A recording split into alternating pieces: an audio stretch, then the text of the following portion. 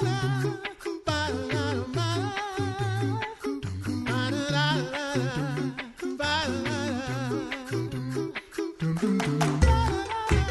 listening to The Coffee Hour. I'm Andy Bates. I'm Sarah Gulseth.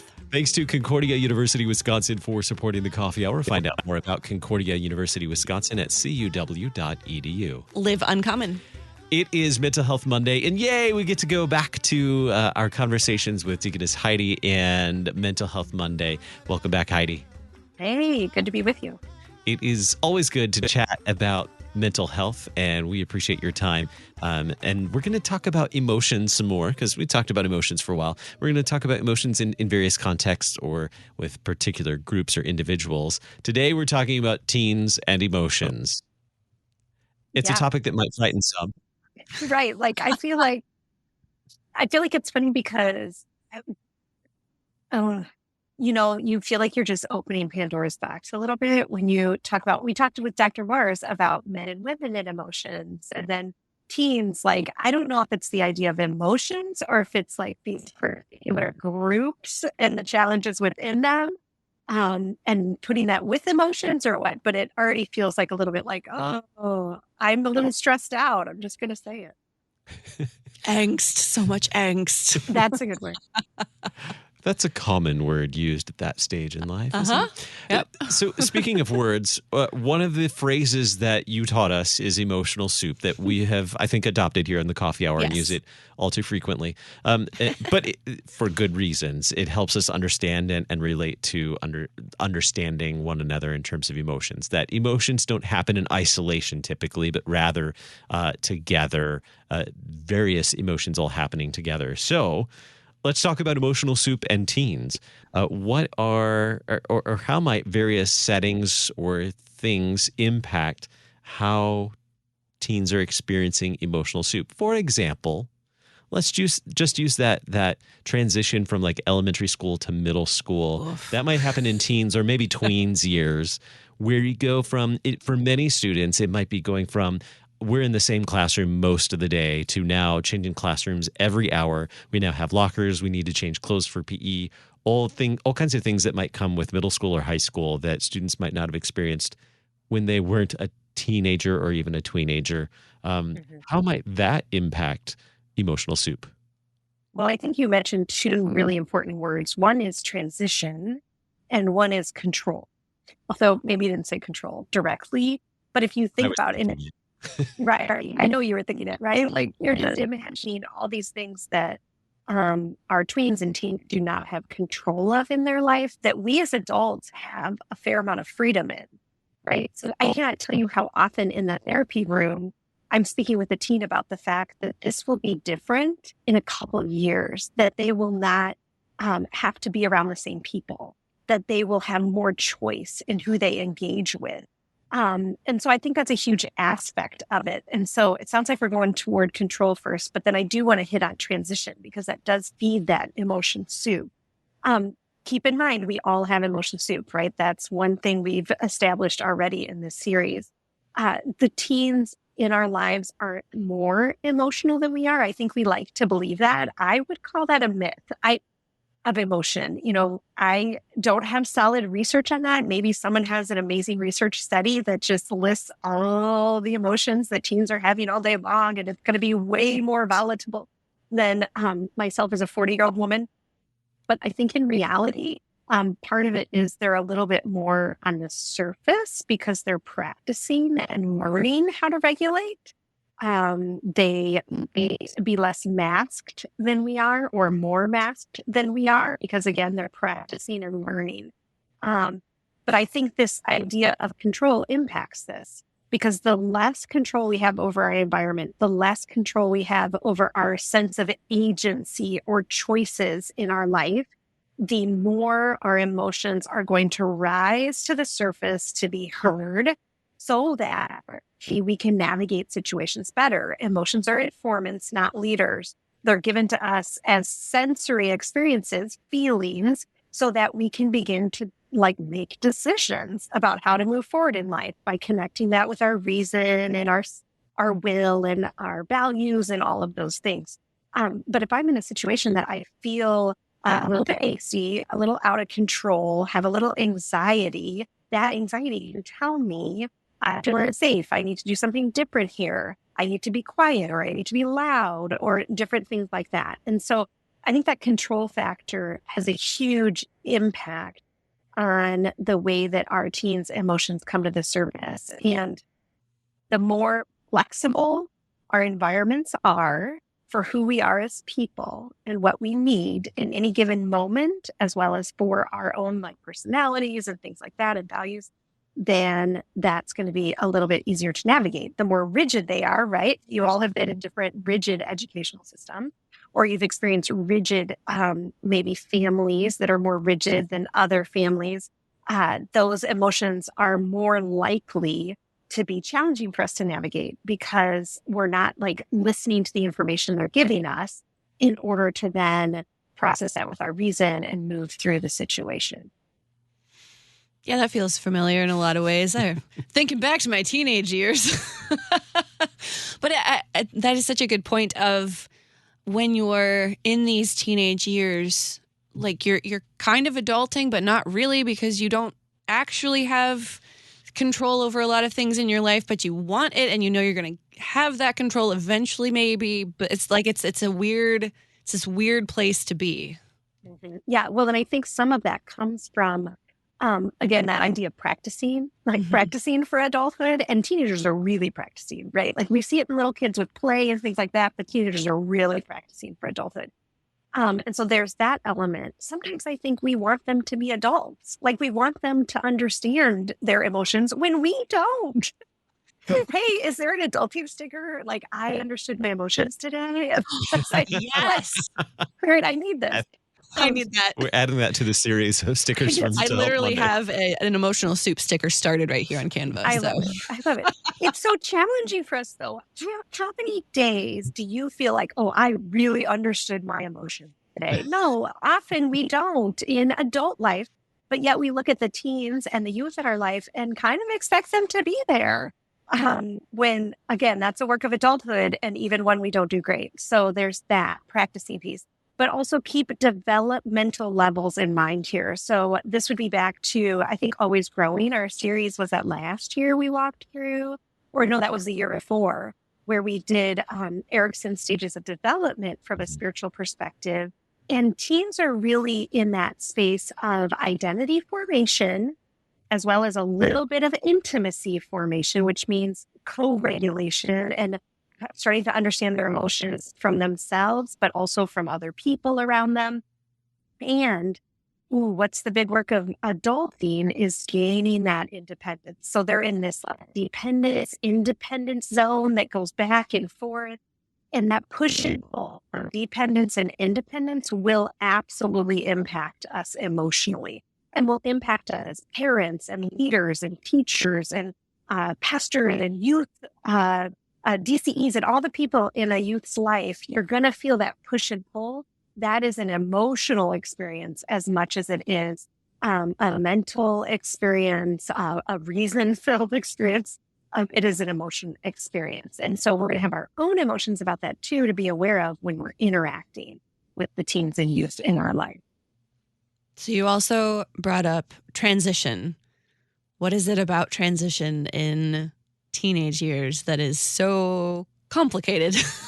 Yeah, absolutely. Transitions require emotion processing.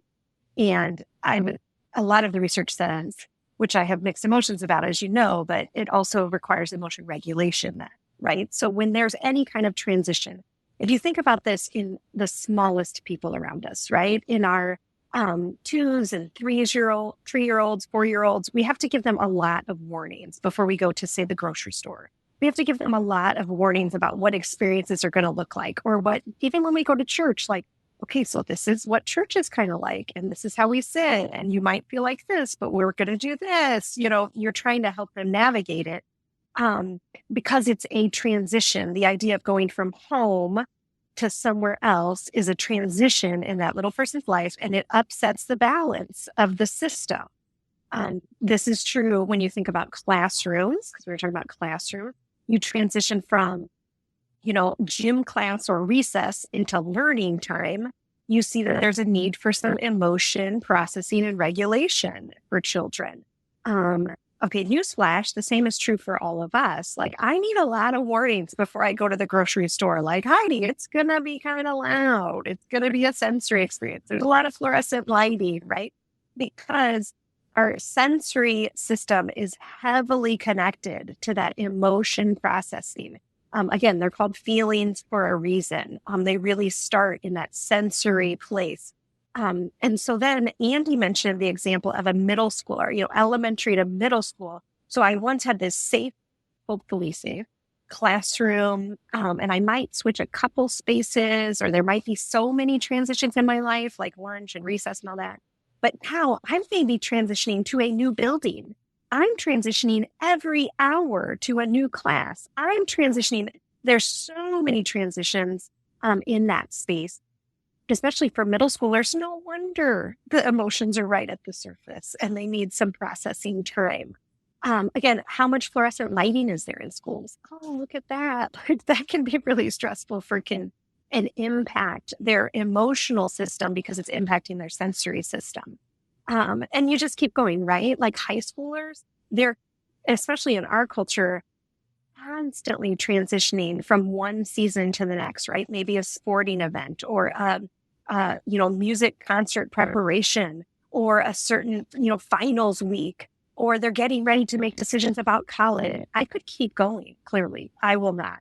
But there's just transition after transition. And I hope that you got in me unpacking some of that and a little bit of the sense of how much emotion might be involved for them in that.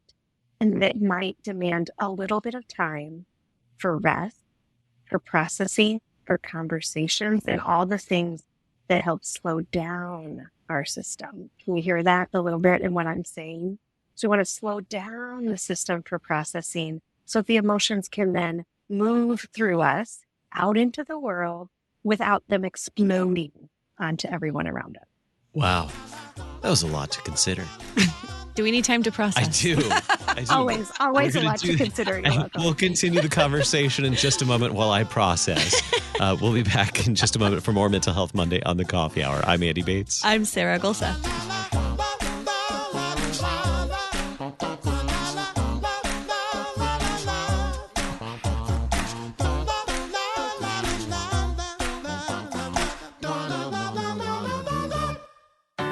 At Concordia University, Wisconsin, we believe you were created for a reason, to use your God-given gifts to help others, to live a life of self-sacrifice in a me-first world, to live a life that's uncommon. Whether you're taking one of 50-plus online programs or learning with us in person on the shores of Lake Michigan, you'll be equipped to make an uncommon impact. Learn more at cuw.edu. Concordia University, Wisconsin. Live uncommon.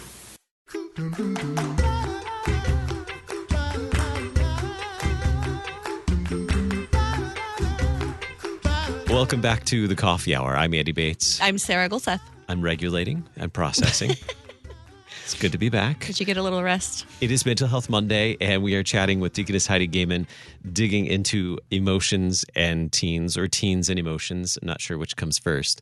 But we're talking about teens and emotions today, and particularly looking at what that emotional soup, what are the emotions that they might experience simultaneously look like, and what might impact those emotions, particularly in those transitions and their experience with control too. We all have issues with control and how that impacts our emotions and transitions as well. Heidi, you talked about like you need teens need some, and children too need some warnings about what's coming up or transitions, and you need that. I do too. Particularly for me, it's when plans change. Oh. I need a minute to like wrap my, even if it's like we were going to go to dinner here and now we're going to go to dinner here, or we're going to do this instead. I still need like a minute just to like process that before I'm on board. Doesn't mean I'm not going to be on board. I just need a minute. Okay. Yeah. You're nodding your head. Everybody's nodding their head. So I'm not alone. We are all in agreement. Yeah. So it's true. Well, and you noted one big difference, I think, that we see in the teen years, and we see this in other spaces of life too, but it's very clear to us culturally, I think, in the teen years, is the hormonal changes, right? That our thyroid gland, that our adrenal glands, and all these things that are part of our biology do impact us and our emotional life. Talk about control. Our emotions are a really good space for us to have the reminder that God is in charge. We are not God. When we feel a little overwhelmed, when things feel out of control, like when plans change, that God is in fact still in charge of the universe and holds it in his hand. And it sounds silly, but that's spiritual practice in a little bit of transition, that God is the one still holding the universe together. When I don't feel like I can hold the universe together, that does naturally regulate our emotions. And, you can even like pull it into your spine is what I tell people. Let it settle in that nervous system, that God is the master of the universe. This is a Genesis 3 problem. We want to be in charge until we figure out that we can't really do it very well. How do we help teens kind of navigate the fact that there are hormonal things happening, and some of that, I mean, that is out of your control, what's happening. It is a natural thing in this time period, but it does, I mean, it can, I mean, even now, it can really throw you off your rocker if all of a sudden your body feels in a certain way and you're like, where did this come from? And it does directly affect how you're able to like process things. Yeah, absolutely. I think 2 words that come to mind. One is normalize, normalize. And so instead of starting out from maybe where the teen is at, I would start out with where humans are at. This is a very helpful mental health mechanism in general. It's not that we want to throw out anyone's individuality, but a lot of times we need to hear that it's not just us, that this is a very normal human experience. And that's a really good place to start. I think it's really easy to overemphasize or underemphasize what it feels like to be a teen. It's also easy to act like we know, like I understand their situation because I've been a teen once before, when that never goes well. And so instead to normalize like, oh, yeah, like when you feel like you're not going to do well on something, that's upsetting. That makes us feel overwhelmed. Or when friends are mean to us, a huge place of sadness in life, and we can feel really lonely, but kind of normalize the human experience. I think that's step 1. Step 2 then is to ask, is this developmentally appropriate? Like, because the answer most of the time is yes. Like the things that throw us off usually in our teens and youth are the things that are absolutely developmentally appropriate. And so I am a big fan of disarming honesty, which is the term that Daryl Zimmerman from Christian Wellness taught me back in the day, that we just want to kind of call it what it is and say, it's very developmentally appropriate for you to maybe have a moment of rage over this thing that's not maybe a huge deal. Throw in a little humor while not being bypassing or trying to placate, be honest, but let them know, like, this is a very normal thing to experience developmentally as well. How can I help you navigate that? What do you need right now? They will probably look at you like you are a fish with a single fin, but that doesn't mean that we don't enter into their world to try to help them navigate. That goes a long way in trust. And being able to have the conversations that we need to have when we need to have them. What about, at this stage in life as a teen, they might be thinking about their place in this world, not just in friendships, but also vocationally. And this might even be where they experience their first paying job or having responsibilities, being responsible for themselves. I guess this comes back to control. Now they have maybe some more control over what they're doing or what they choose to do, maybe having more freedom. Being able to drive. Yes. Oh, I didn't even think of that one, being able to drive. Mm-hmm. Not even ready for that one. How can that impact emotional soup? New freedoms, new responsibilities? Mm-hmm. Noticing the pressure that's on teens is very important. especially in American culture.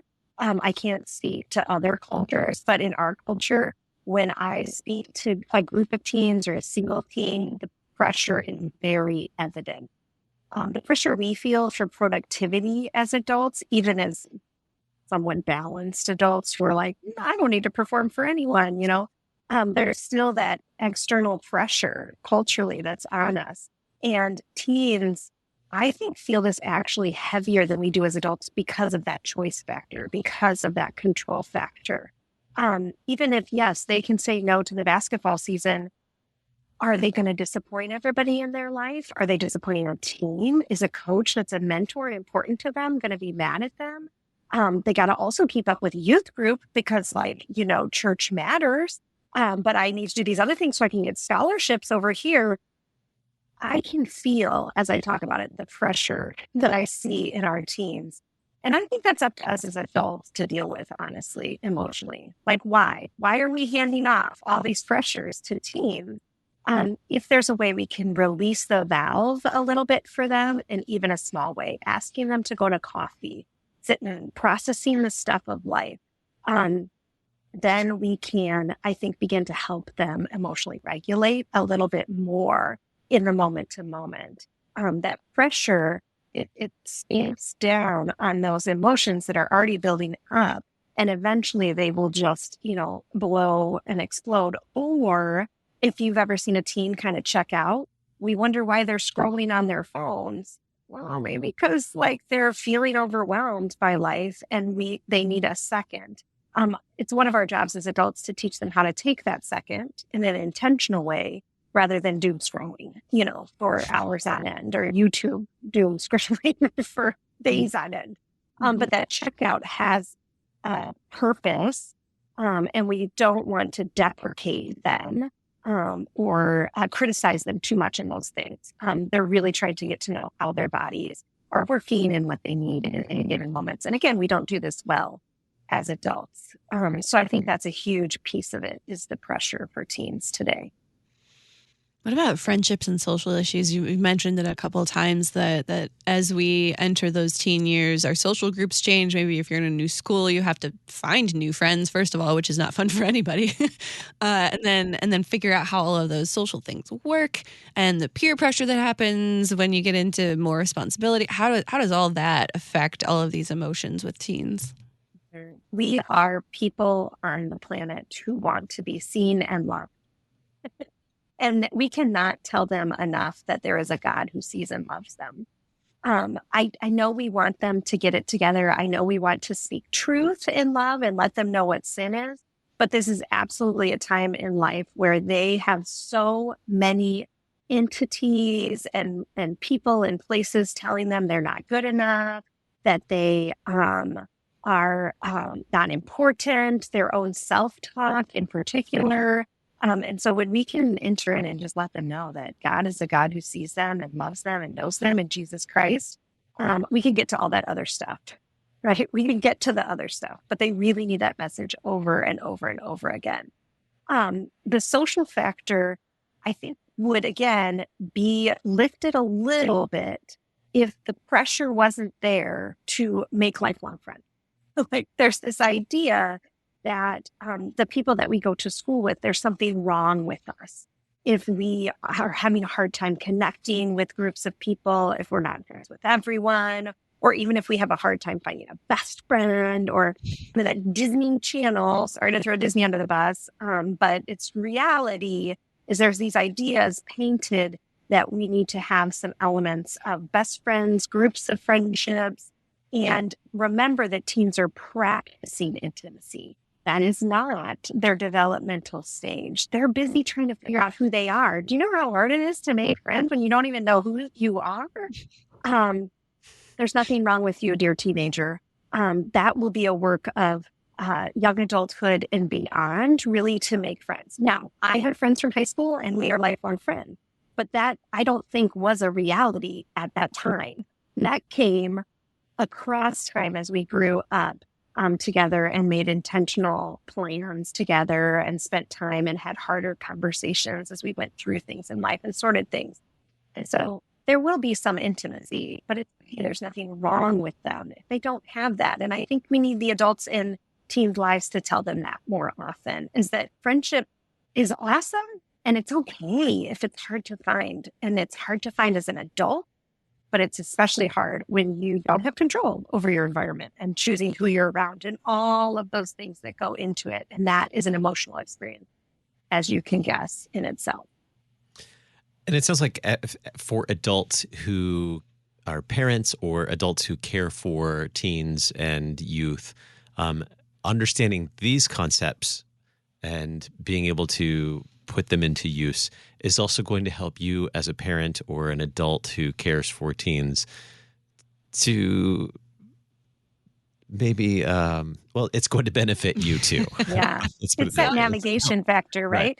Well, it's that self-differentiation. So often, and we've talked about this in other episodes, I throw my emotions or project them onto someone else. I'm guessing at their emotion based on how I'm feeling. So a lot of times I might think my teen is anxious when really it's my own anxiety about their future or their vocation or their, friendships and things like that. So being aware of that self-differentiation goes a very, very long way so that we can help them interpret what they're experiencing for themselves with God instead of me telling them what they're experiencing based on what I'm experiencing. Teens and emotions. Sarah, what was the next sticker you're working on for Mental Health Monday? I figured out my emotions today. Aha. Very good. 2 of them now. I don't know if we're going to ever be able to pass that one out, but maybe adulting. some gold stars. We just need some gold stars. Heidi always provides some great insights. Thanks so much for being with us today on Mental Health Monday on the Coffee Hour. Thanks for having me. You've been listening to the Coffee Hour. I'm Andy Bates. I'm Sarah Gulseth. The Coffee Hour with Andy and Sarah is a production of KFUO. To support the Coffee Hour and KFUO Radio, visit KFUO.org. You can also text KFUO to 41444 or send an email to gifts@KFUO.org. And you can call us at 800-844-0524. KFUO. Christ for you, anytime, anywhere.